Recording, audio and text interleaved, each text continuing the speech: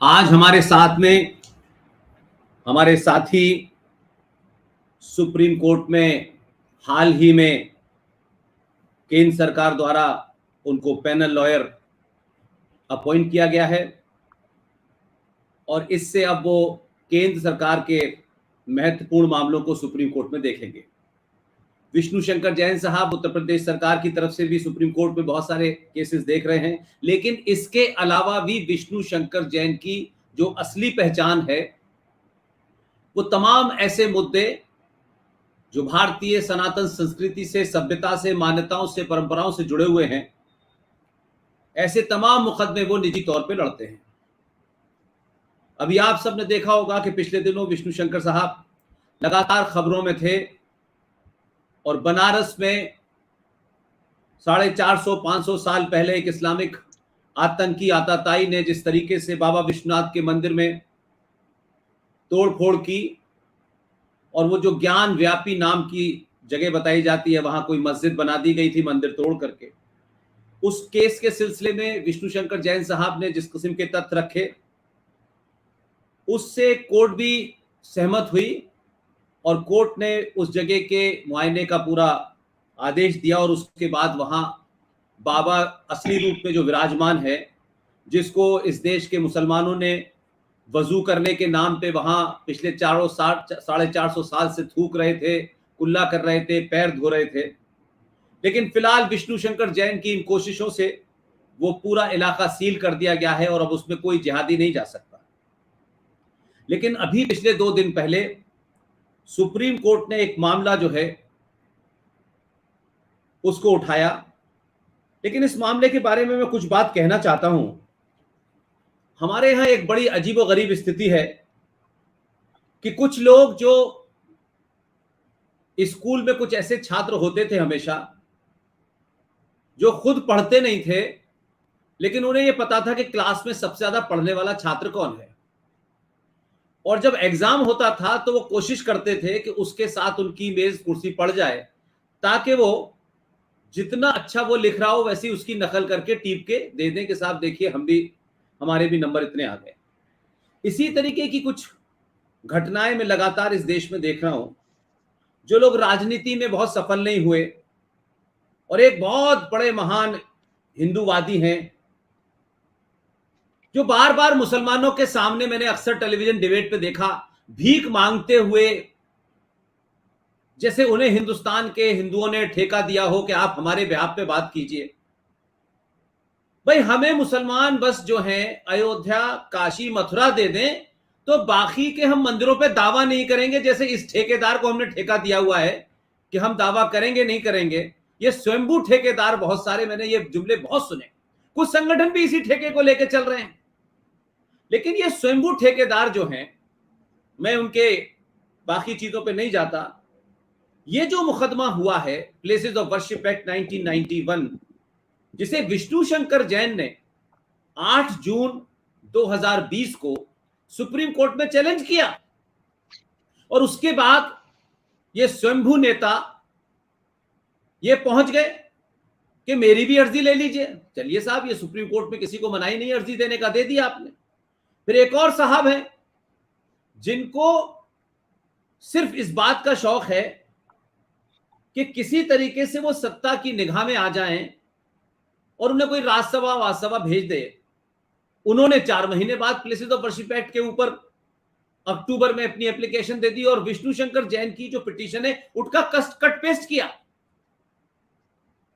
इसी तरीके से ऐसे कई सारे लोग ऐसे मामलात में निकल के आते हैं।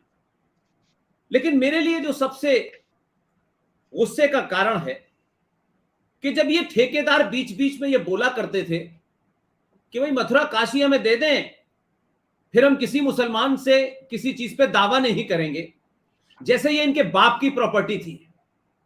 बात ये ऐसे करते थे 95 करोड़ सनातनी हिंदुओं के बिहाफ पे कि आप ये दे दें, बाकी हम अपने 32,000 मंदिर छोड़ देंगे। यानी 32,000 मंदिर हमारे पूर्वजों के आस्था के केंद्र थे। उन आस्था के केंद्र पे कुछ स्वार्थी मक्कार नेताओं और संगठन को यह लगता था कि बस मुसलमान ये 2-3 छोड़ दें तो बाकी हम छोड़ देंगे, जैसे इनके नाम प्रॉपर्टी थी। लेकिन मुझे खुशी है कि विष्णु शंकर जैन साहब ने इस मुद्दे की जो जड़ थी उस पर हमला किया और कहा कि ये प्लेसेस ऑफ वर्शिप एक्ट 1995 1991 ये जो बना और उसमें कैसे भारत की संसद को ये ताकत मिली और किसके बिहाफ पे भारत की संसद ने यह फैसला कर लिया कि जो हजारों हजारों साल पुराने अनादिकाल से मंदिर जो हिंदुओं से और सनातनियों के थे, उसको उन्होंने कहा कि 15 अगस्त 1947 को जो उनका स्टेटस है, या नहीं इस बीच में आताताइयों ने जो हमारे मंदिर तोड़ करके उसमें मस्जिदें बनाई, कब्रें बनाई और उसको इस तरीके से कर दिया कि आप वहां जाएं तो आपको ये लगे कि आपके पूर्वज कितने कमजोर थे। उन लोगों के ऊपर कुछ लोग समझौता कर रहे थे और इसी को संसद में पास कर दिया गया। और जब संसद में पास हुआ तो बहुत सारे लोगों के मुंह पे चुप्पी लगी हुई थी, क्योंकि उनको लगता था कि अयोध्या के मामले से सरकार बन सकती है, बाकी मुद्दों का हमें क्या लेना देना है। तो बहुत सारी जड़ों में जब जाएंगे तो आपको पता चलेगा कि आपके अपने लोग ही बिके हुए हैं। और उन्हीं बिके हुए लोगों में से एक साहब जो है, 2-3 दिन पहले जब ये मामला सुप्रीम कोर्ट में उठा तो उन्होंने बड़ी जोर से चिल्ला के जज साहब से कहा, क्योंकि उनको लगता है कि वो मंत्री रह चुके हैं, उनको अपने बारे में बहुत बदख्याली है कि वो देश के सबसे बड़े अर्थशास्त्री भी हैं। ये झूठ उन्होंने बोला, लेकिन मुझे खुशी है कि हमारे साथी युवा विष्णु शंकर जैन ने उनके झूठ को पब्लिकली कहा और जज साहब से कहा कि इस प्लेसेस ऑफ वर्शिप एक्ट 1991 के मामले में देश में पहली पिटीशन मेरी थी और मैं इसका ओरिजिनल पिटिशनर हूं। तब वो चुप हुए। लेकिन ये तो बात मैंने इसलिए बताई कि ये काम सब हो रहे हैं। जैसे आप जानते हैं ज्ञानव्यापी के मामले में भी कुछ तथाकथित हिंदूवादी वहां पहुंचे और कुछ लोगों ने इस कोर्ट में जब वहां बनारस में सुनवाई चल रही थी तो कोर्ट की सुनवाई खत्म होने के बाद कुछ इस तरीके की कोशिश की कि जैसे विष्णु शंकर पे हमला करने की कोशिश की, हाथ वाथ पकड़ा। मैं धन्यवाद करता हूं उत्तर प्रदेश सरकार का कि जो लोग बिके हुए हैं जिहादियों के हाथों, सरकार ने विष्णु शंकर जैन साहब को यह ध्यान में रखते हुए कि कोर्ट में उन पे हमला हुआ है और उसमें कुछ तथाकथित हिंदूवादी शामिल थे, उसके बाद सुरक्षा दी। और ऐसे लोगों को सुरक्षा इसलिए मिलनी चाहिए कि ये किसी पार्टी पॉलिटिक्स किसी एजेंडे के तहत नहीं बल्कि राष्ट्र की सेवा के लिए ये काम कर रहे हैं। तो हम आज बात करते हैं प्लेसेस ऑफ वर्शिप एक्ट 1991 में विष्णु शंकर जैन साहब ने 8 जून 2020 को जो इसमें पिटीशन दी थी उस पर सुनवाई शुरू हो गई है और शायद डेट तय कर दी है। तो विष्णु शंकर जैन साहब, कोर्ट में क्या हुआ और प्लेसेस ऑफ वर्शिप एक्ट में आपका क्या कहना है? और जो दूसरे लोग थे वो बार बार 2-3 की मांग कर रहे थे, आपने 1-2-3 नहीं, आपने कहा है सनातन का एक एक मंदिर वो हमारा अपना है और वो जीते जागते हमारे महापुरुष हैं। मैं चाहता हूं कि आप पूरी बातचीत अपनी रखें। विष्णु शंकर जैन साहब। धर्म संस्थापना के देवता भगवान श्री कृष्ण के चरणों में मेरा नमन। और मैं माननीय पुष्पेन कुरैशी साहब का बहुत बहुत शुक्रिया अदा करना चाहता हूं कि आज आपने मुझे अपने चैनल पे ये न्योता दिया कि मैं अपनी बात रख सकूं। और जो प्लेस है उसको लोगों के सामने सर मैं ये बात कहना चाहता हूं कि विष्णु भाई थोड़ा ऑडियो आपका प्रॉब्लम कर रहा है। विष्णु भाई थोड़ा ऑडियो आपका प्रॉब्लम कर रहा है, ऑडियो नहीं आ रहा है बहुत क्लीन। शायद नेट की कोई प्रॉब्लम हो रही है, मेरा ख्याल है आपका फ्रीज कर रहा है फेस।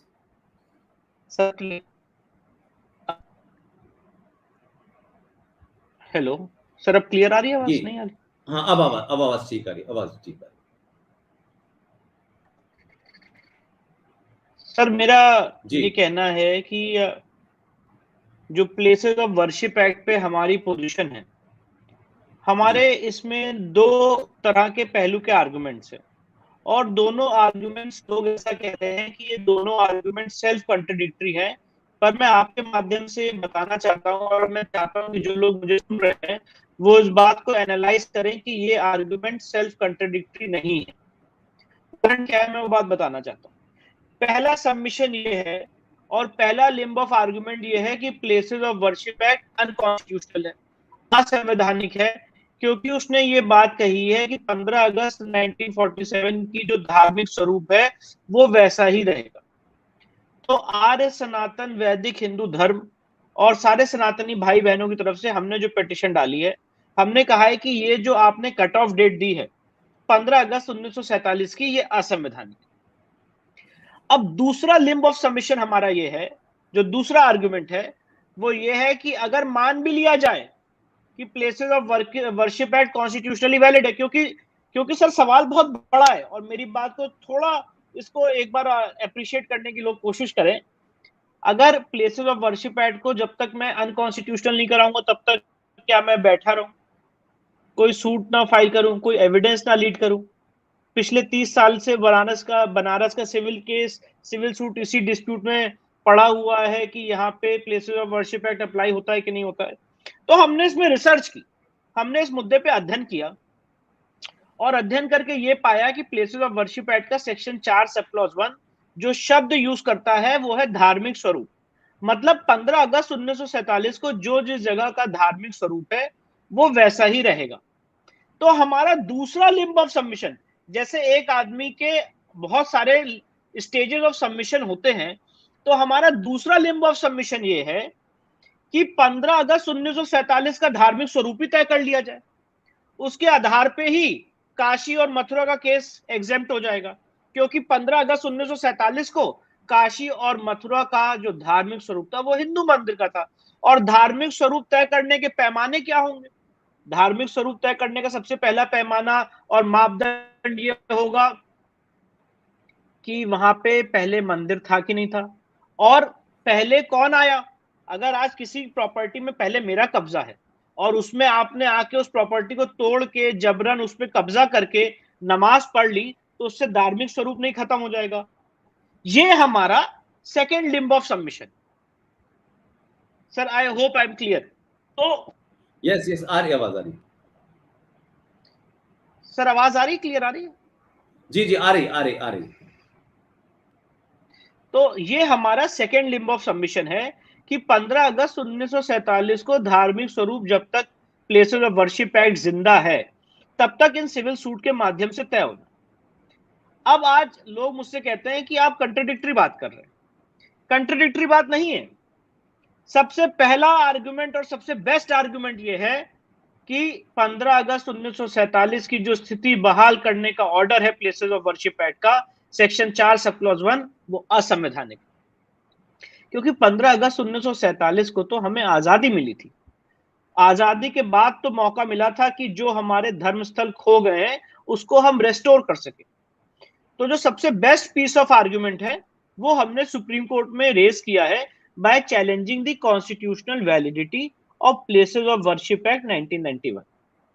और जो दूसरे लिम्ब ऑफ सबमिशंस हैं उसके तहत अपने लीगल इंटरप्रिटेशन के जरिए हमने बात रखी है कि जो काशी है, मथुरा है, भोजशाला है, कुतुब मीनार है, टीले वाली मस्जिद है, ऐसी हजारों मंदिर है, जब तक प्लेसेस ऑफ वर्शिप एक्ट जिंदा है अगर उसका कोई लीगल इंटरप्रिटेशन भी कर ले तब भी वो उससे एग्जेम्प्टेड है। ये दूसरा लिम्ब ऑफ सबमिशन।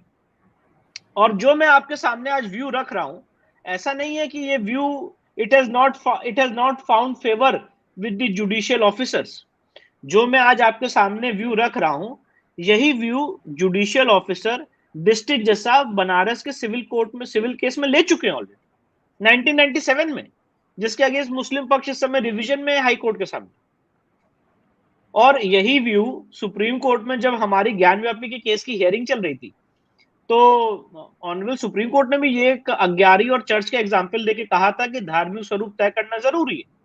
ये सारी डिबेट, ये सारे डिस्कशंस उन मापदंडों को लेके हो रहे हैं जब हम ये मान के चल रहे हैं कि Places of Worship Act is there. अब सुप्रीम कोर्ट में जो हमने नई डिबेट छेड़ी है और जो हमारा बेस्ट पीस ऑफ आर्गुमेंट है वो ये है कि प्लेसेस ऑफ वर्शिप एक्ट ने जो ये रिस्ट्रिक्शन लगाया है कि 15 अगस्त 1947 का धार्मिक स्वरूप तय करना है, ये रिस्ट्रिक्शन ही गलत है। क्योंकि सर मैं इस बात को एग्जाम्पल के तौर पे समझाना चाहता हूं। सपोज करिए प्लेसेस ऑफ वर्शिप एक्ट 1991 में नहीं आया होता, जरा एक मिनट। तो अगर किसी को कोई मंदिर मस्जिद का झगड़ा है और उसके लिए अगर उसको कोई सिविल सूट फाइल करना है तो क्या उस समय कानून लीगल पोजीशन क्या थी? लीगल पोजीशन ये थी कि जब प्लेसेस ऑफ वर्शिप एक्ट नहीं आया था तो राम मंदिर की तरह जितने भी और मुकदमे हैं जहां पे इतिहास में पहले मंदिर तोड़ा गया, उसको मस्जिद में कन्वर्ट किया गया है, या उसका धार्मिक स्वरूप एक हिंदू मंदिर का है, उसको मस्जिद की तरह यूज किया जा रहा है, तो उसके लिए आप नॉर्मल सिविल कोर्ट में मुकदमे दायर कर सकते थे, and civil court was competent to pass orders for restoration. अब ये जो सेटल्ड लीगल पोजीशन और ये जो कॉमन लॉ चल रहा था, इसमें नरसिम्हा राव की गवर्नमेंट ने एक किंतु परंतु लगाने की स्थिति पैदा कर दी by enacting Places of Worship Act 1991, जिसमें कहा गया कि भाई 15 अगस्त 1947 का धार्मिक स्वरूप देखा जाए। तो उसको हमने चैलेंज किया कि भाई 15 अगस्त 1947 का धार्मिक स्वरूप क्यों देखा जाएगा? अगर धार्मिक स्वरूप तय करना है तो कट ऑफ डेट 1192 होनी चाहिए, जब आखिरी हिंदू राजा पृथ्वीराज चौहान इस धरती पे जिंदा था। Why only 15th August 1947? तो हमारा चैलेंज सुप्रीम कोर्ट में is against the cut off date. और उसके बाद हमारे बाकी लिम्ब ऑफ सबमिशंस आते हैं कि जैसे आपने अयोध्या को एग्जेम्प्ट कर दिया प्लेसेस ऑफ वर्शिप एक्ट से, वैसे आपको सारे और मंदिरों को एग्जेम्प्ट करना चाहिए था। कोई पार्लियामेंट या कोई लेजिस्लेचर ऐसा कानून नहीं बना सकता है कि आज किसी मुद्दे के लिए जन भावनाएं बहुत ज्यादा है तो हम उस मुद्दे को एग्जेम्प्ट कर देते हैं। राम मंदिर का केस एग्जेम्प्ट करने का पर्पस और इंटेंशन यही था कि उस समय राम मंदिर का आंदोलन अपने चरम पे था, इसलिए प्लेसेस ऑफ वर्शिप एक्ट उसको एग्जेम्प्ट किया गया, पर बाकी जगहों को नहीं किया गया। ये second, third, fourth limb of submission है। तो आप देवता के बीच में डिस्क्रिमिनेशन कैसे कर सकते हैं? अगर किसी के लिए भगवान राम इंपॉर्टेंट है तो हो सकता है किसी के लिए भगवान शिव बहुत इंपॉर्टेंट हो, किसी के लिए हो सकता है भोजशाला की मंदिर बहुत इंपॉर्टेंट हो, किसी भक्त के लिए हो सकता है पावागढ़ की जो देवी की मंदिर है वो बहुत इंपॉर्टेंट हो, किसी भक्त के लिए हो सकता है कि जौनपुर की जो अटाला मंदिर है वो बहुत इंपॉर्टेंट हो, किसी भक्त के लिए हो सकता है कि जो लक्ष्मण जी का वीरवर लक्ष्मण जी का मंदिर था लखनऊ में वो बहुत इंपॉर्टेंट हो, किसी भक्त के लिए हो सकता है कि जो कुतुब मीनार में हिंदुओं के 27 जैन और हिंदू मंदिर थे वो बहुत इंपॉर्टेंट हो। तो सवाल यह है कि आज विष्णु शंकर जैन या पुष्पेन कुलशेष जी या इस समाज का बहुत बड़ा बुद्धिजीवी वर्ग या कोई संगठन या कोई पार्टी या कोई ऑर्गेनाइजेशन ये कैसे तय कर सकता है कि हम सिर्फ और सिर्फ काशी और मथुरा की बात करेंगे, इसके अलावा हम बात नहीं करेंगे? ये हो नहीं सकता है सर, विद ड्यू रिस्पेक्ट। उसके लिए मेरे पास दो कारण है।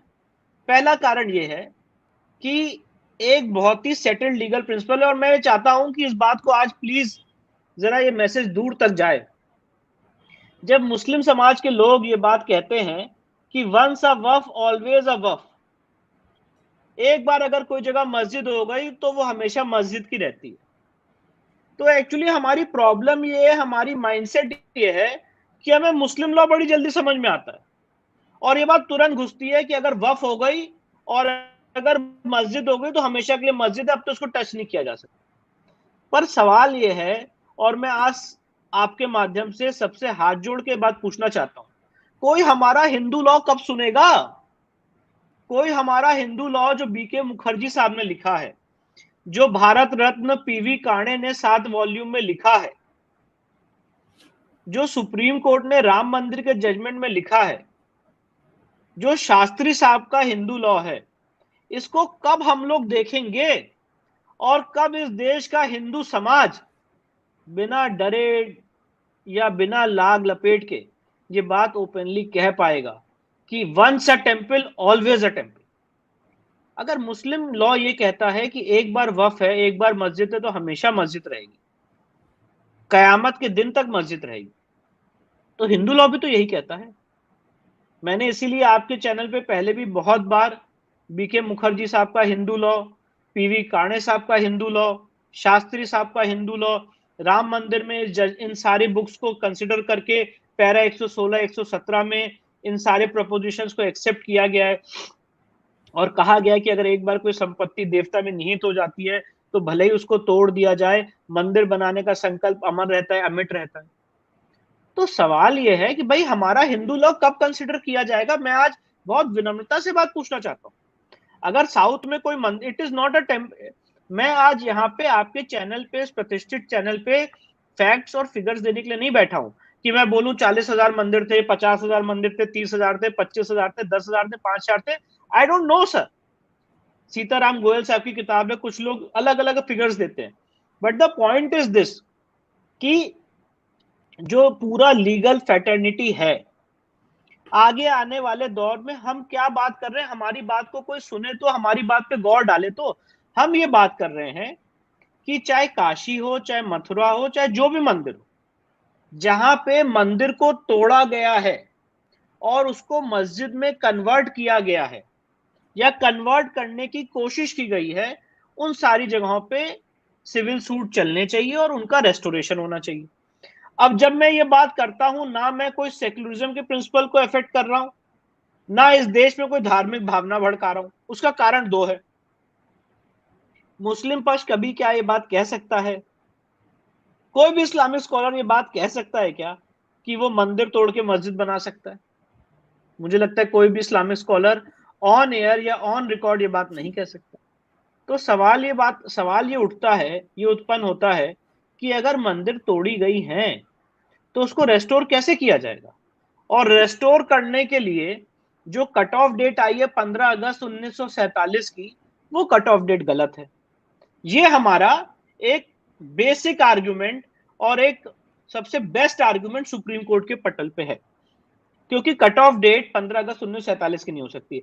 अब आज मैं यहां पे ये ठेका नहीं ले सकता हूं, I am sorry to use this word, मैं यहां पे ये स्टेटमेंट नहीं दे सकता हूं कि भाई मैं काशी और मथुरा के अलावा और कोई केस नहीं लड़ू। हो सकता है as a lawyer, as a citizen of this country, मेरे पास भोजशाला के मंदिर का फैक्ट्स आए, मैंने वहां पे केस फाइल किया। मेरे पास कुतुब मीनार की मंदिर का फैक्ट्स आए, मैंने वहां पे केस फाइल किया। मेरे पास टीले वाली मस्जिद के फैक्ट्स आए, फैक्ट्स, फिगर्स, डॉक्यूमेंट्स, प्रूफ्स आए जो ये साबित करते थे इतिहास में ये जगह मंदिर थी, मैंने वहां पे केस फाइल किया। मेरे पास कृष्ण जन्मभूमि के फैक्ट्स आए, मैंने वहां पे केस फाइल किया। मेरे पास काशी के केस है, मैंने वहां पे केस फाइल किया। भोपाल में मस्जिदें हैं जिसके फैक्ट्स आ रहे हैं, वहां पे केस फाइल होंगे। जगह जगह पे केस फाइल होंगे जहां पे मंदिर तोड़ के मस्जिद बनाई गई। जौनपुर में अटाला मंदिर का केस है। ऐसे हजारों चीजें, चाहे मैं फाइल करूं चाहे कोई और फाइल करे। सवाल यहाँ पे विष्णु शंकर जैन का नहीं है, सवाल यहाँ पे पूरे हिंदू समाज का है कि क्या हिंदू समाज को यह अधिकार है कि अगर कोई मंदिर तोड़ा गया है तो वो उसके रेस्टोरेशन की मांग कर सकता है कि नहीं। और जब वो ऐसी मांग करेगा तो ये जो लीगल कंफ्यूजन पैदा करने की कोशिश की गई है कि 15 अगस्त 1947 की स्थिति बहाल रखी जाए, उस लीगल कंफ्यूजन के हम लोग खिलाफ है। और अगर हम उस लीगल कंफ्यूजन में घुस रहे हैं तो उसके लिए भी आज की करंट सिनेरियो में उसके लिए भी हमारे आर्गुमेंट्स हैं जो मैंने आपके सामने रखे और जिसका आपने रिजल्ट देखा ज्ञानव्यापी में। ज्ञानव्यापी में जिसका आपने रिजल्ट देखा, जैसे मैंने उदाहरण दिया आपको कि डिस्ट्रिक्ट जज साहब ने 1997 में ज्ञानव्यापी में कहा था कि रिलीजियस कैरेक्टर डिटरमाइन होना है और वो सूट में देखा जाएगा। सुप्रीम कोर्ट ने हियरिंग में ये बात ऑब्जर्व की। अभी ज्ञानव्यापी के मसले में 12 सितंबर को फैसला आने वाला है, जिसमें मुस्लिम पक्ष ने यही ऑब्जेक्शन किया है कि भाई सूट नहीं चल सकता है, और 7/11 की स्टेज पे माननीय न्यायालय डिस्ट्रिक्ट जज साहब अपना फैसला सुनाने वाले हैं। तो हमारी समस्या दो है। पहली समस्या है कि Places of Worship act unconstitutional है, और दूसरी समस्या है कि अगर प्लेसेस ऑफ वर्शिप एक्ट को इंटरप्रेट किया जाए तो उससे भी हमारे केस बाधित नहीं होते। और तीसरी समस्या है कि इस लीगल इंटरप्रिटेशन और ये जो माया जाल बुना है नरसिम्हा राव की गवर्नमेंट ने प्लेसेस ऑफ वर्शिप एक्ट को लाके, इससे हमें इन सारे मंदिरों को रेस्टोर करने में बहुत तकलीफ हो रही, बहुत दिक्कत हो रही। चाहे वो ज्ञानव्यापी का केस हो, जैसे मैंने आपको उदाहरण दिया, पिछले 30 साल से इसी मामले में, इसी मुद्दे पे लंबित है। चाहे वो कुतुब मीनार का केस हो, चाहे वो टीले वाली मस्जिद का केस हो, चाहे वो भोजशाला का केस हो, चाहे वो आपके कृष्ण जन्मभूमि का केस हो, इन हर एक केस में मेरिट पे हम आर्गुमेंट कर ही नहीं पा रहे हैं, क्योंकि मेरिट पे आर्गुमेंट करने से पहले मुस्लिम समाज के लोग प्लेसेस ऑफ वर्शिप एक्ट और सेक्युलरिज्म की दुहाई देते हुए कोर्ट में आ जाते हैं। तो इसीलिए इस एक्ट की वैलिडिटी को, इस एक्ट की संवैधानिक वैलिडिटी को पहली बार हमने हिंदुस्तान की लीगल हिस्ट्री में चैलेंज किया है। और जो हमने पिटीशन फाइल की है वो विश्व भद्र पुजारी पुरोहित महासंघ के नाम से फाइल की है। हमारा रिट पिटीशन नंबर 559 ऑफ 2020 है। इसको हमने 8/6/2020 को फाइल किया। अब मैं ये कहना चाहता हूं कि ये सुप्रीम कोर्ट का जनरली ट्रेंड रहा है, पैटर्न रहा है कि अगर कोई एक पिटीशन फाइल हुई है और जब उसके तहत और कनेक्टेड मैटर आते हैं तो वो उसी मेन मैटर से टैग होते हैं। पर हमारे केस में ऐसा नहीं हुआ। 2 साल तक मैं मेंशन करता रहा, बड़ी मुश्किल से 5 सितंबर को मेरी मेंशनिंग अलाउ हुई और 9 सितंबर को मैटर लगा, और आज की डेट ये है, आज की स्थिति ये है कि मेरे केस में भी नोटिस जारी हो चुका है। तो जो लोग ये भ्रम फैला रहे हैं, क्योंकि सर हम लोग झूठ बोलने के आदी नहीं है, जो लोग ये भ्रम फैला रहे हैं कि हमने कोई पिटीशन ही नहीं फाइल की, और पिटीशन फाइल की तो हमने तो बाद में बहुत फाइल की, वो फैक्चुअली और ऑन रिकॉर्ड गलत है। मैं ऑन रिकॉर्ड बात कर रहा हूं। हमने जो पिटीशन फाइल की 8 जून 2020 को फाइल की है, रिट पिटीशन नंबर 559 ऑफ 2020 विश्वभद्र पुजारी पुरोहित महासंघ के नाम से। तो ये एक फैक्चुअल एस्पेक्ट हो गया इसका। और इसीलिए जब सुप्रीम कोर्ट में ये बात आई कि लीड मैटर किसका बनाया जाए, तो सुब्रमण्यम स्वामी साहब ने कहा कि हमने सबसे पहले पिटीशन फाइल की। तब मैंने उनको वहां पे बहुत ही संजीदगी से, बहुत विनम्रता से, उनका अनुज होने के नाते मैंने बोला, सर ऑन रिकॉर्ड सबसे पहले पिटीशन हमारी 8/6। तो सुप्रीम कोर्ट ने इसीलिए नोटिस जारी किया है और अगली डेट पे देखा जाएगा कि कौन किस ऑर्डर में पिटीशन लगाई जाएगी। पॉइंट इन इशू ये है कि चाहे जो भी हो हमारे भाई, चाहे हमारे सीनियर हो, हमें एकजुट होके, एक मत होके इस थीम और कंसेप्ट को समझते हुए, बिना कोई लाग लपेट के, बिना कोई अपने तरफ से, जिसे लॉ में हम टर्मिनोलॉजी यूज करते हैं, कंसेशन दिए हुए। क्योंकि सर यहाँ पे बात विष्णु शंकर जैन, पुष्पेन कुलश्रेष्ठ, स्वामी साहब की, अश्वनी उपाध्याय की, और भी जो हमारे मित्र हैं जो पीआईएल करते हैं, उनकी नहीं है।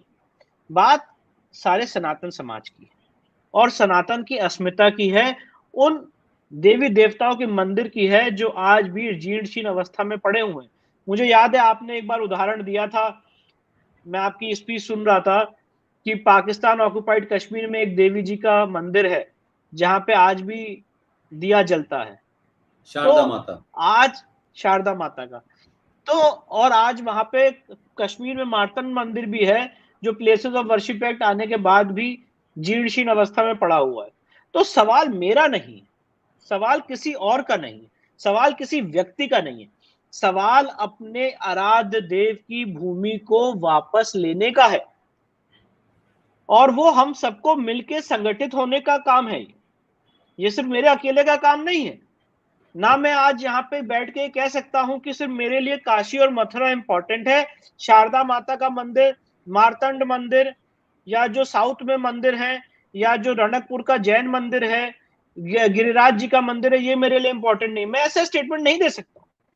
हर एक देवी देवता का मंदिर जहां हमारे पुरखों ने हमारे कुल देवी देवता की स्थापना की है और वहां के लोकल लोगों के हिसाब से मंदिरों की स्थापना की गई है, उन सारे मंदिरों को रेस्टोर करना है। ये हमारा संवैधानिक और ये हमारा लीगल राइट है। तो इस बड़े लक्ष्य के लिए, इस बड़े लक्ष्य के लिए हम सबको संगठित होने का काम करना है। और इसी थीम से, इसी माइंडसेट से प्लेसेस ऑफ वर्शिप एक्ट को चैलेंज किया गया। प्लेसेस ऑफ वर्शिप एक्ट को सुप्रीम कोर्ट में इसलिए नहीं चैलेंज किया गया कि आज मैं सुप्रीम कोर्ट में जाके कहूं कि लेट्स हैव अ कॉम्प्रोमाइज, आइए टेबल पे बैठते हैं और काशी मथुरा के अलावा बाकी सब छोड़ देते हैं। अगर छोड़ना ही था सर और कॉम्प्रोमाइज ही करना था, तो यही सारी बातें तो राम मंदिर की हियरिंग में 9 नवंबर 2019 के फैसले से पहले आ रही थी कि चलो टेबल पे बैठते हैं और आप लोग राम मंदिर हम आपको दे देंगे। मुस्लिम पक्ष ये कहता था राम मंदिर हम आपको दे देंगे, आप काशी मथुरा और किसी भी मंदिर को क्लेम नहीं करेंगे। आज मैं एक आपके सामने मूलभूत मुद्दा उठाना चाहता हूं, एक एग्जाम्पल देना चाहता हूं। मैं किसी के घर में जाऊं, उसके घर में कब्जा करूं, उसके घर में 5 कमरे हैं, उन 5 कमरों में से मैं 2 कमरे 3 कमरे कब्जा कर लूं, और जब कभी वो केस लड़े और वो केस मेरिट पे उठे, बात आए, तो क्या उस आदमी का, जो उस घर का मालिक था, उसका ये कहने का भी अधिकार नहीं है कि ये 5 कमरे मेरे थे? आप इस बात की अहमियत को, इस बात की विडंबना को समझिए। आज प्लेसेस ऑफ वर्शिप एक्ट क्या कर रहा है? प्लेसेस ऑफ वर्शिप एक्ट ये कह रहा है कि आप ये भी नहीं कह सकते हैं कि वो 5 कमरे मेरे थे। जो स्थिति है वैसे ही रखिए। मतलब मैं वन ऑफ द इंटरप्रिटेशन बता रहा हूं, नॉट द सोल इंटरप्रिटेशन। तो मैं आज ये बात कह रहा हूं कि आज इस संवैधानिक इंडिया में और इंडिपेंडेंस के बाद मुझे आर्य सनातन वैदिक हिंदू धर्म की तरफ से ये अधिकार है कम से कम ये बोलने का कि वो 5 कमरे मेरे बाप दादाओं के थे, मेरे पुरखों के थे, और ये अधिकार है उसको वापस मांगने का। मेरे पास ये अधिकार नहीं है कि मैं कह दूं कि मैं उन 5 कमरों में से 2 कमरों में कॉम्प्रोमाइज कर रहा हूं। नो सर, नहीं कर सकता हूं। जो जमीन, जो चीज मेरी नहीं है उस पर मैं कॉम्प्रोमाइज कैसे करूं? ये सारी संपत्ति तो देवता की है, तो मैं उसमें कॉम्प्रोमाइज करने के लिए लीगली एंटाइटल्ड ही नहीं। तो ये जो है, ये हमारे मूलभूत मुद्दे हैं जिस पर्सपेक्टिव से ये सारी लिटिगेशंस सुप्रीम कोर्ट में और विभिन्न न्यायालयों में लड़ी जा रही है। एक बात और है, एक बात और मैं बहुत महत्वपूर्ण बात है जो मैं आपके सामने रखना चाहता हूं। 12 सितंबर को फैसला आने वाला है ज्ञानव्यापी केस का, और हमने बहुत ज्यादा मेहनत की है, कम से कम 20 से 30 हियरिंग लगातार दिल्ली से बनारस आके ये साबित करने में, ये स्टैब्लिश करने में कि काशी के केस में places of Worship act apply नहीं होता। तो जब सुप्रीम कोर्ट में ये हियरिंग चल रही है या ये हियरिंग शुरू हुई, तो मेरा सबसे पहला निवेदन ये था कि आज इस हियरिंग को ओपन अप ना किया जाए, क्योंकि 12 सितंबर को ऑलरेडी एक माननीय न्यायालय इस पर अपना फैसला सुनाने वाला है। तो जब पूरा देश और समाज ये जानता है कि ज्ञान व्यापी का मसला लीगल इंटरप्रिटेशन के हिसाब से प्लेसेस ऑफ वर्शिप एक्ट से अप्लाई नहीं होता है, तो उसमें प्लेसेस ऑफ वर्शिप एक्ट को अप्लाई कराने का क्या मतलब है? क्योंकि वो केस तो चल ही रहा है। ऑलरेडी एक ऑनरेबल कोर्ट डिस्ट्रिक्ट जज साहब एक व्यू ले चुके हैं 1997 में कि यहाँ पे सारी चीजें एविडेंस में तय की जाएंगी। तो ये सारी चीजें हैं सर। देखिए, बात ऐसी है कि मैं अपनी बात मेरिट्स पे रख सकता हूं सुप्रीम कोर्ट के सामने, जैसे कि आपने अभी बोला, यहाँ पे मैं किसी को रोक नहीं सकता हूं कोर्ट के पटल पे आने से, मैं किसी को रोक नहीं सकता हूं झूठ फैलाने से। मैं सिर्फ अपनी बात कोर्ट के पटल पे रख सकता हूं और आपके माध्यम से लोगों तक पहुंचा सकता हूं। बहुत सारे षड्यंत्र कुचक्र रचे गए जैसा आपने बताया, क्योंकि जो बातें हम रखते हैं हो सकता है कि हमारे अपने ही लोग के कुछ वेस्टेड इंटरेस्ट हैं जो उससे नाराज होते हैं। जैसे कि आपने बताया, बनारस की सिविल अदालत में मुझे मारने की धमकी दी गई, हर तरह की धमकियां दी गई, किस किस तरह के, किस किस लेवल के षड्यंत्र हुए। और मैंने बहुत सर, ये बात आपके सामने रखना चाहता हूं, बहुत ही प्रमुखता से और मुखरता से उन सारी चुनौतियों का सामना किया। लोगों ने मुझे बोला कि विष्णु शंकर जैन जो है वो पुष्पेन कुलश्रेष्ठ की कठपुतली है, ऐसा एलिगेशन मेरे पे लगाया गया। तो मैंने कहा कि एक राष्ट्रभक्त, एक युग पुरुष के हाथ की कठपुतली बनना मुझे मंजूर है और ये मेरे लिए एक आभूषण है। लोगों ने यह भी एलिगेशन लगाया कि Pushpen Kulshreshtha Indian Islamic culture centre के मेंबर हैं और इसीलिए वो इस्लामिक संगठनों के हाथों मिले हुए हैं और विष्णु शंकर जैन उनसे मिले हुए हैं, इसलिए वो इस केस को सैबोटेज करेंगे। अब मुझे लगता है कि जो लोग पुष्पेन कुलश्रेष्ठ साहब को जानते हैं और जिनको उनके प्रोफाइल के बारे में पता है, उन्हें यह भी मालूम होगा कि किस तरह से अपने जीवन को दांव पे लगा के उन्होंने अपने जर्नलिज्म के कर्तव्य को निभाते हुए पाकिस्तान में एक काफी लंबा अरसा गुजारा और वहां पे रिपोर्टिंग की, अपने देश को रिप्रेजेंट किया। साथ ही साथ वो लोग ये भी जानते हैं कि पुष्पेन कुलश्रेष्ठ साहब अलीगढ़ मुस्लिम यूनिवर्सिटी से पढ़े हैं और हर एक चीज जो हमारे खिलाफ रची गई है, जो किताबें लिखी गई हैं, उन सारी किताबों का तथ्य और उसका बैकग्राउंड जानते हैं। तो अगर आज कोई ये आर्गुमेंट करे कि पुष्पेन कुलश्रेष्ठ साहब पाकिस्तान रह के आए हैं इसलिए वो भारत विरोधी हैं, तो क्या अजीत डोभाल साहब को भी आप उसी कैटेगरी में रखेंगे? ये किस तरह के तर्क हैं? और इस तरह के तर्क मैं इसलिए आपके सामने रखना चाहता हूं, मैं ये बातें उठाता नहीं, इस तरह की बातें उठा के बनारस की जनता को, लोगों को भ्रमित करने की कोशिश की गई और एक ऐसा माहौल क्रिएट करने की कोशिश की गई कि जैसे हम बहुत बड़े एंटी नेशनल हैं, हम बहुत बड़ा एंटी नेशनल काम कर रहे हैं और इस्लामिक संगठनों से मिले हुए। इन सारे आरोपों के खिलाफ सर अपनी मजबूती से, दृढ़ शक्ति से खड़े रहे और जब आरोप लोगों को समझ नहीं आए तो मारने तक की कोशिश की गई, जिसको कि ईश्वर ने बचाया। साथ ही साथ हर तरह के षड्यंत्र और कुचक्र रचे गए कि कैसे इस पिता पुत्र की जोड़ी को इस केस से हटाया जा सके।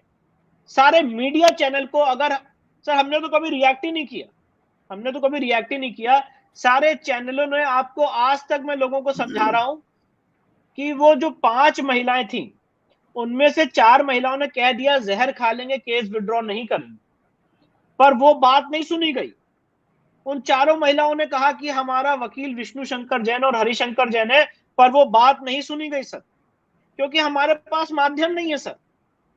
पर ये बात खूब सुनी गई और आज तक चल रही है और आज तक लोग पूछते हैं अरे आपको तो उस केस से हटा दिया गया। तो मैंने उनसे यही कहा, जो लोग बोलते हैं कि अगर आपको लगता है कि हमें काशी विश्वनाथ केस से हटा दिया गया तो आप यही मान लीजिए, पर हम इस केस से हटे नहीं, हम डटे हुए। समझाते समझाते सर लोगों को थक गया मैं कि हटाया नहीं गया है, हम 4 महिलाओं की तरफ से वकील हैं।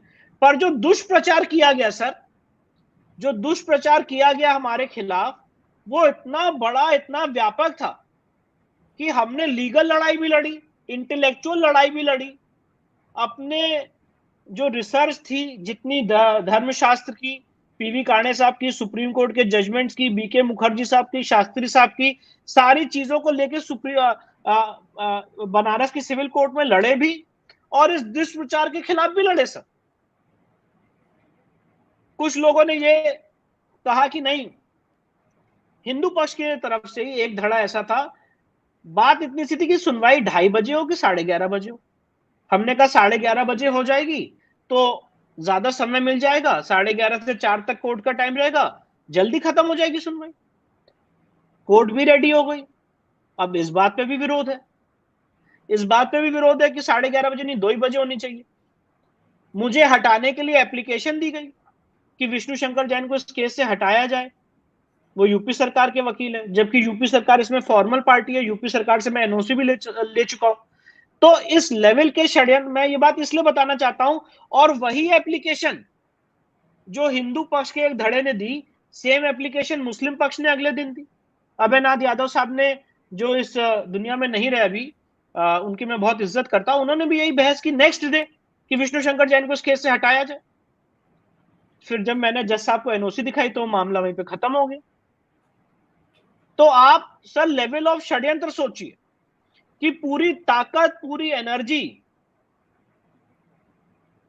हमारे लोगों को, जो हमारे पक्ष के, हिंदू पक्ष के वकील हैं, उनके हिंदू पक्ष के लोग हैं, उनके एक धड़े को पकड़ के लगा दी गई हमारे खिलाफ कि कैसे भी करके हमें और पिताजी को इस केस से हटाया जाए।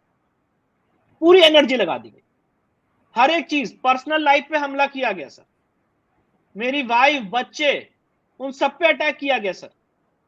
सारी चीजों को, अपमान का जितना घूट है वो पी के, सह के, इन सारी चीजों को, उसके बाद भी अपनी लीगल रिसर्च, अपने इंटेलेक्चुअल थिंक टैंक, अपने वकील होने के कर्तव्य को ना भूलते हुए, अपना ये जो कर्तव्य है, जो काशी विश्वनाथ के केस में हमें बाबा ने एक अथॉरिटी दी है उनको रिप्रेजेंट करने की, उसको ना भूलते हुए, चाहे जितने चाकू पीठ पे घोंपे गए, उसको सहते हुए सर हम आगे बढ़े और आज इस स्थिति में आए हैं कि 12 सितंबर को माननीय न्यायालय अपना फैसला सुनाएगा। तो यहां पे अगर किसी को हमसे कोई व्यक्तिगत प्रॉब्लम है, आके हमसे बात कर सकता है, पर अगर आज ये पता चले कि मुस्लिम पक्ष हमारे किसी व्यक्ति को पकड़ के षड्यंत्र कर रहा है और कुचक्र रचे जा रहे हैं, तो इसीलिए ये जरूरी है और ये मजबूरी हो जाती है कि मैं आपके सामने ये सारी बातें शेयर करूं, और कोई कारण नहीं है सर। इसीलिए मैं बात आपके सामने रखना चाहता हूं कि चाहे प्लेसेस ऑफ वर्शिप एक्ट का कॉन्स्टिट्यूशनल चैलेंज, क्योंकि सर आप, मुझे लगता है आपके माध्यम से सब लोग जानते हैं, कभी हमने इस देश में ढिंडोरा नहीं पीटा कि ये चीज हमने की या ये चीज हमने किया, ये हमारा है। हम कहते हैं जो भी हमने किया है हमारी रिसर्च है, ये पूरे सनातनी समाज की रिसर्च है, सबकी रिसर्च है। आओ सब मिलके आए, कोर्ट के पटल पे लड़े, एक थीम से, एक कॉमन इंटेंट से, एक कॉमन ऑब्जेक्ट से लड़े। जीत होगी तो सनातन समाज की होगी, और अगर हार होगी तो फिर से मिलके संगठित होकर लड़ेंगे, पर कम से कम एक इंटेलेक्चुअल एक्सरसाइज तो होगी। पर सर दिक्कत यह है, मैं ऑन रिकॉर्ड ये बात कहना चाहता हूं, और आप अपने इस चीज को देख सकते हैं, जब बनारस के सिविल कोर्ट में मैंने केस दायर किया था काशी का, तब आपके साथ मैंने एक लाइव किया था। उस लाइव में मैंने सबसे पहले बोला था कि मैं अपने सीनियर विजय शंकर रस्तोगी साहब का चरण स्पर्श करना चाहता हूं, धन्यवाद करना चाहता हूं कि उन्होंने इस अलग को जगा के रखा। उनका अगर कंट्रीब्यूशन नहीं होता तो शायद हम काशी के केस में आज इतनी दूर तक नहीं आ पाते। हिंदू समाज का एक व्यक्ति 1993 में खड़ा था जिसने काशी के केस को उठाया, वो विजय शंकर रस्तोगी थे, और उनके कंट्रीब्यूशन को कभी भी कोई डिनाई नहीं कर सकता। ये सर मैंने इसलिए कहा क्योंकि वो मेरे वरिष्ठ हैं, मेरे सीनियर हैं, और ये एक हिस्टोरिकल फैक्ट है। पर सर यहां पे कोशिश क्या की जा रही है? यहां पे कोशिश पॉलिटिकल एजेंडा की वजह से, चाहे व्यक्तिगत एजेंडा की वजह से ये की जा रही है कि जो कर रहे हैं हम ही कर रहे हैं, यू आर नथिंग। सर मेरा विरोध इस अप्रोच से है, मेरा विरोध इस सोच से है कि जो कर रहे हैं हम सब लोग मिलके कर रहे हैं, सब लोग साथ कर रहे हैं, सब लोग संगठित होकर कर रहे हैं। ना मैं पहले हूं ना आप आखिरी। हम अपने आपस के प्रतिद्वंद में इतना क्यों फंसे हुए हैं कि हम अपने जो हमारा ऑब्जेक्ट है, जो हमारा लक्ष्य है,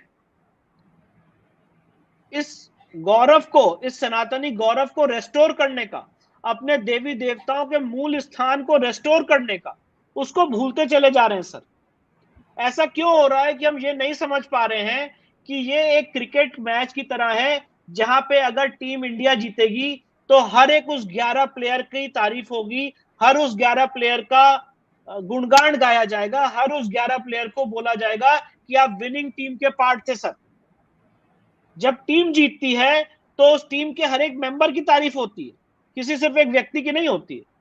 अगर टीम में MS धोनी इंपॉर्टेंट होता है तो टीम में जसप्रीत बुमराह भी इंपॉर्टेंट होता है, टीम में विकेट कीपर भी इंपॉर्टेंट होता है। तो मैं आज आपके माध्यम से सबको आह्वान करना चाहता हूं, जितने भी लोग हैं, कि आइए मिलके संगठित होके अपने इस महान यज्ञ में, जहां पे हम ये चाहते हैं कि देवी देवताओं की भूमि को रेस्टोर किया जाए, हम सबके कुल देवता कुल देवी का जो मूल स्थान है उस पे हम वापस उनको रेस्टोर कर सके। ये खुद में बहुत लंबी लड़ाई है सर। हजारों विष्णु शंकर जैन आएंगे, शायद काल की गाल में चले जाएंगे। बहुत लंबी लड़ाई है, जनरेशन तक की लड़ाई है। आज इसकी एक मजबूत नींव, आज इसकी एक स्ट्रॉन्ग फाउंडेशन रखने की जरूरत है सर, कि इस लड़ाई की एक साथ में बैठ के एक मजबूत नींव रखी जा सके, स्ट्रॉन्ग फाउंडेशन रखी जा सके। चाहे वो ज्ञान व्यापी का केस हो, मथुरा का केस हो, कुतुब मीनार का केस हो, भोजशाला का केस हो, टीले वाले मस्जिद का केस हो, ये सारे केसेस और आगे आने वाले केसेस हम ये सर क्यों कर रहे हैं? इसलिए नहीं कर रहे हैं कि हमें कुछ हमारे ऑब्लिक मोटिव से, सर इसीलिए कर रहे हैं कि ये जो हमारी सभ्यता और संस्कृति को जीर्ण शीर्ण किया गया है, उस सभ्यता और संस्कृति को रेस्टोर करने के लिए एक लीगल माध्यम से अपने पिताजी के एक्सपीरियंस में, जो 46 ईयर का एक्सपीरियंस है, जो सिर्फ इसी काम के लिए समर्पित है, उनके एक्सपीरियंस के माध्यम से एक स्ट्रॉन्ग फाउंडेशन खड़ा कर दे। इसलिए नहीं कि हमें कोई जाने सर, क्योंकि हम भी ये बात सब जानते हैं और समझते हैं कि जो नींव के पत्थर होते हैं वो कभी नहीं कोई उनको देखता है। जो बिल्डिंग खड़ी होती है लोग उसको देखते हैं, जो नींव का पत्थर होता है वो कोई नहीं देखता है। और नींव रखने में और बेस बनाने में सबसे ज्यादा मेहनत लगती है। हम तो उस मेहनत के काम में सर जुटे हुए, उस यज्ञ में अपनी आहुति दे रहे हैं। आज मैं इस समय प्रयागराज में हूं। यहां क्यों आया हूं? कि वफ एड को चैलेंज कर सकते, अपना सब कुछ लगा के यहां इसलिए आया कि वफ एड को मैं यहां चैलेंज कर सकूं। आगे अलग अलग राज्यों में जाऊंगा। मुझे सर ये इसलिए करना है कि मैं अपने आर्य सनातन भाइयों के लिए जो आपके सामने मैंने वक्फ एक्ट पे आर्गुमेंट रखे हैं, उन सारे आर्गुमेंट्स को कोर्ट की पटल पर रख के कभी ना कभी तो जीत मिले। एक उम्मीद है सर, एक होप है कि आज सुप्रीम कोर्ट में गए थे, सुप्रीम कोर्ट ने कहा कि आप हाई कोर्ट जाइए, हमारे लिए कानून अलग है, उनके लिए कानून अलग है। तो सुप्रीम कोर्ट गए, सुप्रीम कोर्ट ने कहा हाई कोर्ट जाइए, तो अलग अलग हाई कोर्ट्स में जाके चैलेंज करेंगे, 50 हजारों पैरवियां करेंगे, यहाँ पे अपना जीवन इसमें लगाएंगे सर, और तब कभी इस समुद्र मंथन से फल निकल के आएगा इस सेकुलर व्यवस्था में कि हाँ भाई वक्फ एक्ट 1995 गलत है। उस दिन के लिए, उस लक्ष्य के लिए मर रहे हैं सर।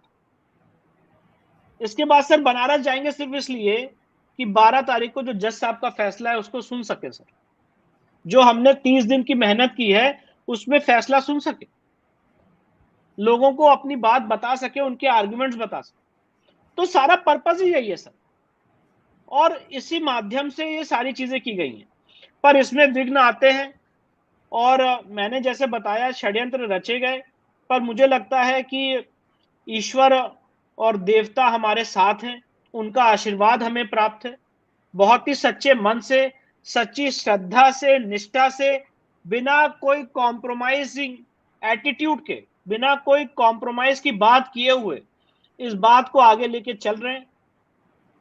हो सकता है सर आगे आने वाले समय में हमारी आवाज ना सुनने को मिले, पर मैं ये बात कहना चाहता हूं सर, भले ही मेरी आवाज सुनने को मिले चाहे ना मिले, कभी भी आप मुझे और मेरे पिताजी को ये कहते हुए नहीं पाएंगे कि हमने काशी के केस में, मथुरा के केस में, या जितने भी केस हमने फाइल किए हमने उसमें कॉम्प्रोमाइज कर लिया। वो मेरे जीवन का आखिरी दिन होगा सर, क्योंकि सर हमारा एकदम फिक्स नियम है, या तो हम केस फाइल करते नहीं है, और अगर केस फाइल करते हैं तो ना कॉम्प्रोमाइज होता है ना केस विड्रॉ होता। किस बात का कॉम्प्रोमाइज सर? मैं तो ये चाहता हूं कि जो हमारे देवी देवताओं के मंदिर तोड़े गए हैं, आप आइए और बैठिए और कॉम्प्रोमाइज की टेबल पे माफी मांगिए कि जितने दिन तक आप थे वो गलत थे और आप आज उसको छोड़ के जा रहे हैं। अगर ये कॉम्प्रोमाइज करना हो तो कॉम्प्रोमाइज की बात हो सकती है। ये कॉम्प्रोमाइज की बात मैं कभी भी नहीं कर सकता हूं कि मैं अपने मंदिरों को छोड़ दूंगा। सर हम इस चीज के लिए बने, और जब हम ये बात स्ट्रिक्ट स्टैंड रखते हैं तो बहुत से लोगों को पसंद नहीं आता है। तो मैं यही कहना चाहता हूं कि ये जो हमारा स्ट्रिक्ट स्टैंड है, ये था पिछले 40 सालों से, जो आज बुजुर्ग नहीं हुआ है, जो आज मेरे माध्यम से दोबारा जवान हो गया है, और जब मैं बुजुर्ग होऊंगा मेरे माध्यम से आगे आने वाली पीढ़ियों में वो जवान होता चला जाएगा।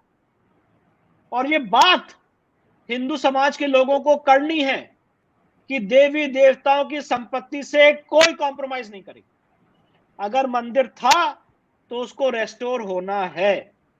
हमें कंप्लीट अपना मंदिर वापस रेस्टोरेशन के लिए बात कर रहे हैं sir. No compromise, no withdrawal. आपको हो सकता है हमारी मांग खारिज कर दीजिए, हम आंदोलन करेंगे, पर ना कॉम्प्रोमाइज करेंगे ना विड्रॉ करेंगे सर।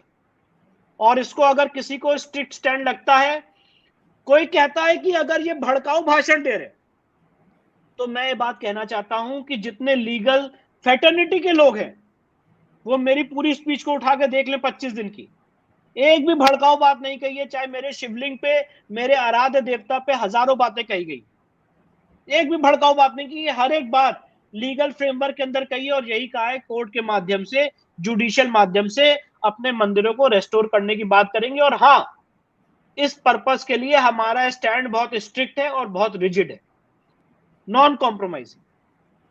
तो सर यही बात मैं आपके माध्यम से आज कहना चाहता था। आपने ये मौका दिया कि मैं अपनी बातें बोल सकूं, इसके लिए आपका सर बहुत बहुत धन्यवाद। विष्णु, बेसिकली बहुत दिन से ये बात चल रही थी। आप समय समय पे सारी इस बात की आपने जानकारी भी दी, और भी सोर्सेज से मुझे जानकारी मिली, लेकिन नहीं चाहते थे कि कभी इसको इस तरह से रखें। लेकिन बहुत सारे लोगों का आज आपने जवाब दे दिया कि एक लड़ाई तो ये है कि एक लीगल लड़ाई अपनी जगह है, लेकिन इस लीगल लड़ाई के पीछे जो शत्रु ताकतें हैं, राष्ट्रीय अंतर्राष्ट्रीय, वो सामने दिख रही हैं आपको। आप उनको आर्गुमेंट से चैलेंज कर सकते हैं, आप उनको सामने देख सकते हैं, लेकिन वो जो बात आपने कही, जो चाहे ज्ञानवापी का मामला हो या यहाँ हो, एक बात जरूर है कि जब आपने ये कहा कि आपका हम सबका एजेंडा ये है कि ये निरंतर चलता रहे, और जो लोग इन सब में षड्यंत्र कुचक्र जिसका जिक्र आपने किया, उनकी उनकी मानसिकता को समझने की कोशिश कीजिए। वो तमाम सारे केसेस इसलिए नहीं लड़ रहे हैं कि इससे उनको कोई सनातन का संतुष्टि मिलेगी या हिंदू धर्म की संतुष्टि मिलेगी। उनकी सबकी कोशिश ये है कि इसके करने के बाद हमारी जो पॉपुलैरिटी होगी उस पर हमें राज्यसभा कितनी जल्दी मिलेगी, विधानसभा में हमें कितनी जल्दी जाएंगे, कहीं हम नॉमिनेट होंगे कि नहीं होंगे।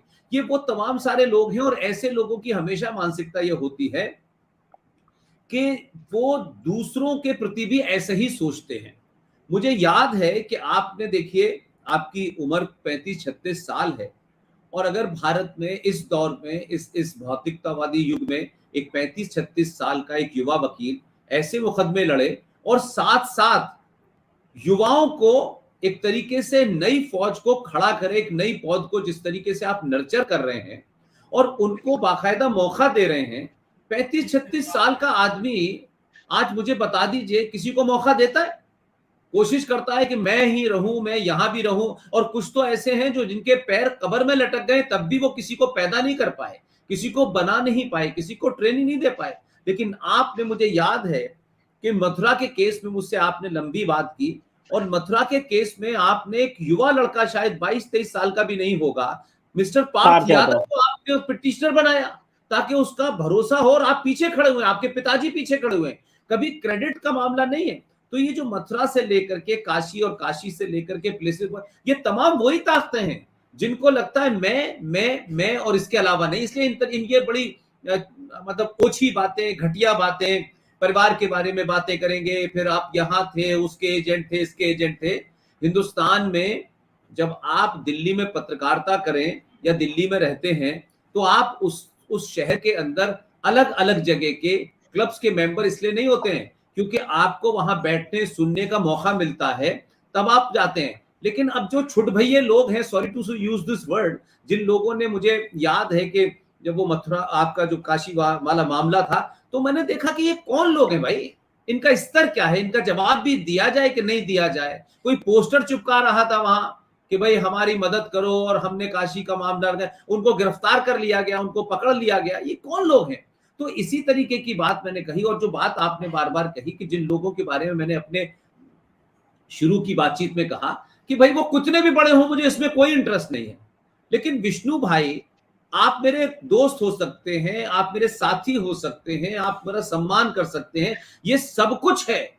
लेकिन अगर मैं जानता हूं आपको, तो ये मैं कैसे आपसे आपकी इस बात को मान लूंगा कि आप कोर्ट में जाएं या कोर्ट के बाहर जाएं या किसी राजनीतिक दल में रहें या ना रहें, वो विशेष नहीं है। लेकिन आपको किसने ठेका दे दिया कि भारत के हजारों सनातनी मंदिरों के ऊपर आप मुसलमान, और वो भी मुसलमान कौन सा, जो रजाकारों का वारिस है, उसकी थोड़ी में हाथ डाल के टेलीविजन की डिबेट पे आप हिंदू के लीडर बने घूम रहे हैं और कह रहे हैं कि देखिए आप हमारे 2 मंदिरों को छोड़ दें तो झगड़ा खत्म हो जाए। तो भाई आपको भारत के 95 करोड़ लोगों ने ठेका दिया था क्या? क्या आप हमारे ऊपर बात कीजिए। तुम्हें अपनी दलाली करके सत्ता में जाना है, तुम्हें मंत्री बनना है, तुम्हें जो भी कुछ करना है करो। लेकिन यह दावा मैं कैसे मान लूंगा, क्या कहते हैं कि कोई आदमी कोर्ट में जाए और कहे कि 2 मंदिर, भाई जिसके आप पिटिशनर हैं, अगर उसने कहा तो ठीक है। लेकिन आप कोर्ट के बाहर भी ये कह रहे हैं, सार्वजनिक मंचों से ये कह रहे हैं, टीवी डिबेट में ये कह रहे हैं, अब आप कोर्ट में जाके कह रहे हैं। तो आपकी नीयत तो उस वक्त साफ हो गई कि आप सौदा करने आए हैं। आप सौदा करने आए हैं तो सौदा करिए। फिर लीगल लड़ाई के अंदर घुस करके, झूठ बोल करके, इस उम्र में भी कि भाई देखिए ऐसा है कि पहला केस मेरा था। शर्म नहीं आई? आपके राजनीतिक स्वार्थ क्या है उसमें हमारा कोई इंटरेस्ट नहीं है। आप अपना एजेंडा चलाएं, उसमें कोई इंटरेस्ट नहीं है। लेकिन आपको लगता है कि नहीं, मैं जो हूं, तो आपकी पोल खुली। शर्म नहीं आई कि 35 साल के लड़के ने सुप्रीम कोर्ट में आपको स्नैप करा और आपको कोर्ट ने बता दिया कि आप नहीं है इसके मेन पिटिशनर। तो ये पहला दूसरा वाली बात नहीं है, ये इसकी भी बात नहीं है। हम तो बहुत सारे लोगों को नहीं जानते, तब भी मंचों से उनका नाम लेते हैं, ये जानते हो कि ये लड़ाई लड़ रहे हैं। अंकुर शर्मा क्या जम्मू में लड़ाई नहीं लड़ रहे?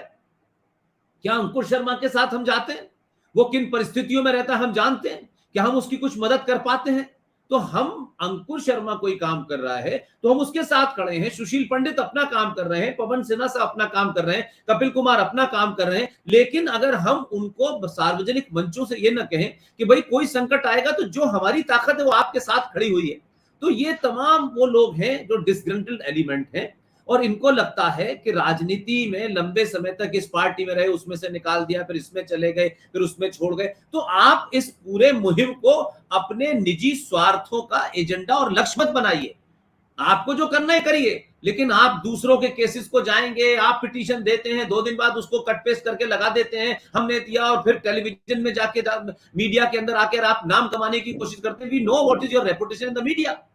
तो ये जो गुस्से की बात है कि ये मैं नहीं कह रहा करें, हम तब भी नहीं रोकते, लेकिन विष्णु शंकर जैन के ऊपर, उनके पिताजी के ऊपर, मुझे याद है बाबरी मस्जिद का मामला चल रहा था, आपके पिताजी को बाबरी मस्जिद के जितने भी पक्ष थे, जो उनका जो बोर्ड है, मुस्लिम पर्सनल लॉ बोर्ड, उन लोगों ने करोड़ों रुपए पेश किए थे कि आप हमारा केस लड़ रहे हैं। क्या विष्णु शंकर जैन के पिताजी को पैसा नहीं चाहिए? लेकिन विष्णु शंकर जैन के पिताजी ने इस तरीके की दलाली करके रास्ता नहीं चुना अपना, और इसीलिए आपके अंदर वो गुण आए हैं कि इस जमाने में भी, इस दौर में भी आदमी सब कुछ चाहता है, लेकिन उसके बावजूद भी जो ठहराव है, जो गहरापन है, जो आपके अंदर मेच्योरिटी है, जो आर्गुमेंट आप करते हैं उस पे जाते हैं, आप निजी हमले पे नहीं जाते। आप पे फिजिकल भी हमला हुआ, आपको धमकियां भी दी, और तमाम सारे लोग, आप कैसे हो सकता है कि एक हिंदू पक्ष तथाकथित बनारस में खड़ा हो गया, उसने जो पिटीशन दी उसकी कार्बन कॉपी 2-3 दिन बाद मुसलमानों ने दे दी, फिर पता चला कि किसी बैंक में करोड़ों रुपया आया है, वो कहां से आया है, कैसे आया। तो हम इस बात को इसलिए नहीं करते कि और पब्लिक में लोग कहेंगे कि ये क्या कर रहे हैं।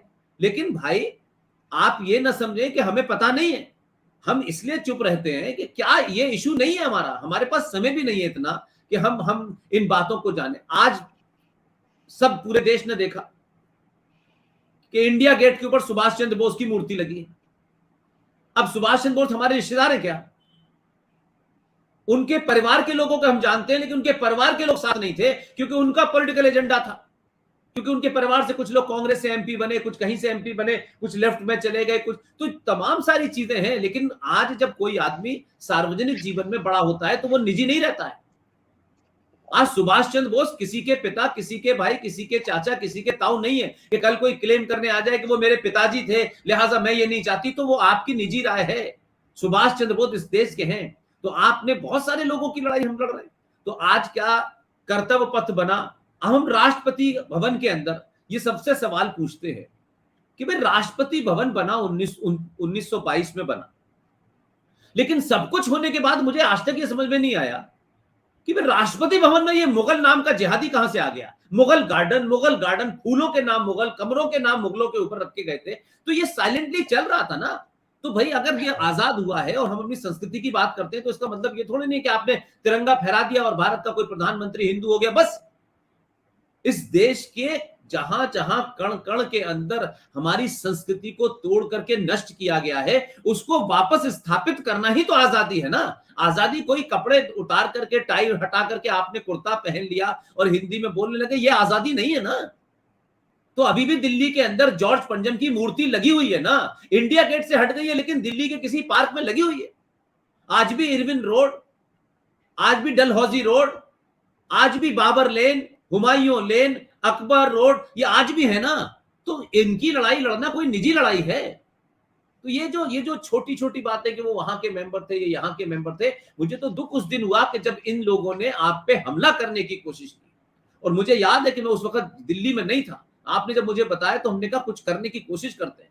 और हम सार्वजनिक मंचों से कहते हैं हमारा कोई पार्टी संगठन किसी से कोई लेना देना नहीं है, जो इस सफर में ईमानदारी से हमें दिखता है हम उसके साथ खड़े हो जाते हैं और ये पूछते हैं भाई हम क्या कर सकते हैं। अभी बड़ौदा आप गए हैं, आपने देखा होगा कि उन लोगों ने आपको किस तरीके से इज्जत दी। उनमें से कोई आपका रिश्तेदार नहीं, कोई जानने वाला नहीं, लेकिन उनको लगता था कि विष्णु को कैसी भी हम मदद कर सके, कुछ भी मदद कर सके, कैसी मदद। लोग मुझसे पूछते हैं कि विष्णु शंकर जैन जी इतना सब कैसे मैनेज करते हैं। मैंने कहा वो और उनके परिवार और वो एक कमिटेड लोग हैं, जब उनकी जरूरत पड़ेगी तो जरूर हम करेंगे। हमारी कोशिश, हम कोई मदद करने के लिए नहीं आए, लेकिन हो सकता है कि कहीं खड़े होने से काम और बेहतर हो जाए और जल्दी हो जाए। क्या दिल्ली से बनारस जो है हवा में जाया जाता है? क्या बनारस की सड़क पे सो करके आप काम करेंगे? क्या एक पिटीशन को फाइल करने में पैसा नहीं लगता है क्या? क्या आपको अपना घर नहीं चलाना है क्या? ये तमाम सारी चीजें हैं, लेकिन ये हमारी निजी है। लेकिन बहुत सारे घटिया लोग जो हैं, सॉरी टू से यूज दिस वर्ड, ये इसलिए बोलना पड़ रहा है आज कि आज आपने काफी सारी बातें बताई जो मुझे भी नहीं, आप मुझे भी आपने शेयर नहीं की कि बनारस में आपके साथ ये हुआ। आपने ये तो जरूर बताया था कि आखिरी सुनवाई के दिन जब कोर्ट समाप्त हो रहा था तो कुछ लोगों ने हमला करा आपको, आपके हाथ पैर पकड़े, लेकिन आप सोचिए कि जो खुला दुश्मन है वो कितना ताकतवर है कि वो आपके बीच में से ऐसे ब्रोकर्स को खरीद लेता है और तिलक लगाकर धोती पहन के गेरुआ बस डाल करके घूमने वाले लोग ये सब कर रहे हैं। तो आपकी प्रॉब्लम विष्णु शंकर जैन से हो सकती है, लेकिन विष्णु शंकर जैन के एजेंडे से नहीं होनी चाहिए, वो उसका निजी एजेंडा नहीं है। लिहाजा मुझे बड़ी खुशी है कि आपने प्लेसेस ऑफ वर्शिप एक्ट इस देश में सबसे पहले आपने उसका पिटीशन डाली। ठीक है, बाद में लोगों ने डाली, मुझे दिक्कत नहीं है, लेकिन हर जगह ये कहना कि मैं ही ठेकेदार हूं क्योंकि मैं बहुत ज्ञानी हूं और चंद लोग आपको विदेश में भाषण देने के लिए बुला लेते हैं और आप एक क्षेत्र विशेष से आते हैं तो उस क्षेत्र विशेष के लोग आपका इंटरव्यू लेते हैं तो आप बड़े खुश होते हैं। मुझे याद है कि जब भारत चाइना के साथ आमना सामना हो रहा था तो कुछ लोग इस देश की सत्ता को जिम्मेदार ठहरा रहे थे क्योंकि उनके निजी स्वार्थ थे कि निशाना साध करके किसी तरीके से दबाव में लिया जाए। आप मंत्री बने नहीं बने ये आपका निजी मामला है, लेकिन दुश्मन जब आपके सामने खड़ा हो ऐसे में दुश्मन की तारीफ करना भी गद्दारी कहलाती है। ये मैंने तब भी कहा था और आज भी कह रहा हूं। आज भारत कई सारे संकटों से है, सत्ता है, सब कुछ है, लेकिन याद करिए रावत साहब को, उनका शब्द है ये कि ये देश 2.5 युद्ध में ग्रस्त है।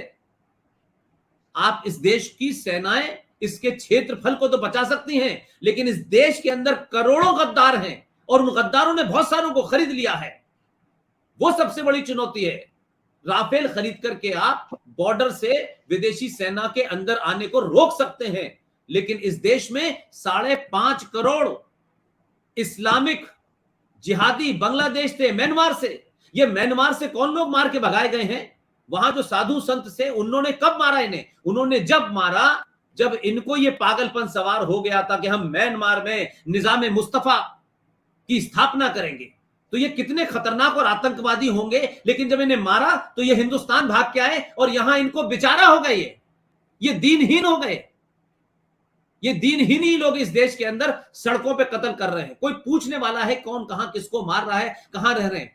लोगों की पॉपुलेशन, देश की पॉपुलेशन नहीं है इतनी जितनी हमारे यहां लोग इलीगल रह रहे हैं, लेकिन कोई लड़ाई लड़ने से पहले अपने लोगों को कैसे सेटल किया जाए, क्योंकि निजी स्वार्थ बड़े हैं। इसलिए जयचंदों के कारण ये देश गद्दार हमेशा गुलाम हुआ है। विदेशी आक्रांतों में कभी किसी समय भी इतनी ताकत नहीं रही कि वो भारत को गुलाम बनाते, लेकिन आज भी वो ताकतें हैं उस 2022 में है। इसलिए मैंने कहा कि आज ये बात जरूर आप रखें और मुझे खुशी है कि आपकी पिटीशन के ऊपर सुप्रीम कोर्ट सुनवाई करेगी और आप इलाहाबाद में हैं, फिर आप वहां से बनारस जाएंगे, फिर दिल्ली आएंगे। ये आसान काम नहीं है भाई, ये बहुत आसान लगता है लोगों को, गए और आ गए। कितनी एनर्जी, कितनी थकान, कितनी परेशानी होती है, कितने सारे अपने निजी काम नहीं हो पाते हैं, तब जाकर के लड़ाई लड़ी जाती है। विष्णु शंकर जैन साहब, आपको मैं और मेरी तरफ से तमाम हमारे साथी बड़े जितने भी हैं, कर्नल आर एस सिंह साहब हैं, जी बख्शी हैं, सुशील पंडित हैं, प्रोफेसर कपिल कुमार हैं, ललित अंबरदार हैं, अंकुर शर्मा हैं, प्रोफेसर पवन सिन्हा साहब हैं, जितने भी लोग हैं और जितने मुझसे जुड़े हैं, सब लोगों की तरफ से आपको मैं ये भरोसा दिलाता हूं कि आपको इस लड़ाई में कभी भी किसी भी चीज की कमी नहीं होने देंगे। मैंने पहले भी कहा है कि अगर भीख भी मांगना पड़ेगा हमको तो भी मांगेंगे, क्योंकि हम रहेंगे या नहीं रहेंगे हमको नहीं पता, सबको जाना है। लेकिन ये जो काम आप करके जा रहे हैं, आने वाली पीढ़ियां इसी को याद रखेंगी, इस बात को नहीं याद रखेंगी आप बहुत करोड़पति थे, आप बहुत गरीबपति थे, आपने क्या खाना खाया, आप 5 स्टार में रुके या जमीन पे रुके, ये कोई याद नहीं रखता है। हमसे पहले भी बहुत सारे लोग आए चले गए, उनमें उन्हीं लोगों को जिंदा रखा गया। और ये बात मैं इसलिए कह रहा हूं कि झूठे और फ्रॉड और बक्कार लोग तनिक और क्षणिक रूप में तो हो सकते हैं, लेकिन आपने इंडिया गेट के ऊपर देखा कि 70-80 सालों के बाद जिस महान पुरुष को कुछ चापलूस लोगों ने, जो अंग्रेजों के जूते उठाते थे, जो अंग्रेजों के सामने खड़े होकर के पूछते थे कि हम ये शपथ ले लें या नहीं ले लें, उनके झुकने के बाद, हजारों बहुत सारी किताबें लिखवाने के बाद, कई फेक हिस्टोरियन खड़े होने के बाद भी सुभाष चंद्र बोस आज सीना तान करके भारतीय सत्ता के केंद्र इंडिया गेट पर खड़े हुए हैं। तो कुछ चीजें छुप सकती हैं, देर हो सकती है, लेकिन सच को छुपाने वाले लोग ये याद रखें कि सच उतनी ही ताकत से बाहर निकलता है। आपको हमारी तरफ से बहुत बहुत मुबारकबाद कि इस मुद्दे की बात इतनी हमने की है पिछले 8-10 सालों में प्लेसेस ऑफ वर्शिप एक्ट को लेकर के, कि हमारी सिर्फ एक ही कोशिश होती है कि हम उन मुद्दों को जिसमें हम लीगल एक्सपर्ट नहीं है, कुछ चीजें आपसे समझ के लोगों के बीच में रखें, ताकि एक जन चेतना बने, दबाव बने, डिस्कशन हो, लोग सड़कों पे निकले और सपोर्ट करें। बाकी जो लीगल लड़ाई है वो आप लड़ रहे हैं, मैं आपको और आपके पिताजी का धन्यवाद करना चाहता हूं हम सबकी तरफ से, और आप बेहिचक होकर लड़ें। मुझे लगता है कि जो हमला हुआ आपके ऊपर, उसके बाद जिस तरीके की सुरक्षा है, उससे मैं समझता हूं कि अगर उसमें कुछ और कमी होगी तो कुछ और कोशिश और दबाव बनाएंगे, ताकि आप बिल्कुल सुरक्षित होके, निडर होके, बेखौफ होकर के कोर्ट के अंदर और कोर्ट के बाहर लड़ाई लड़ सकें। धन्यवाद सर, बहुत बहुत धन्यवाद। Thank you very much sir, thank you very much, thank you.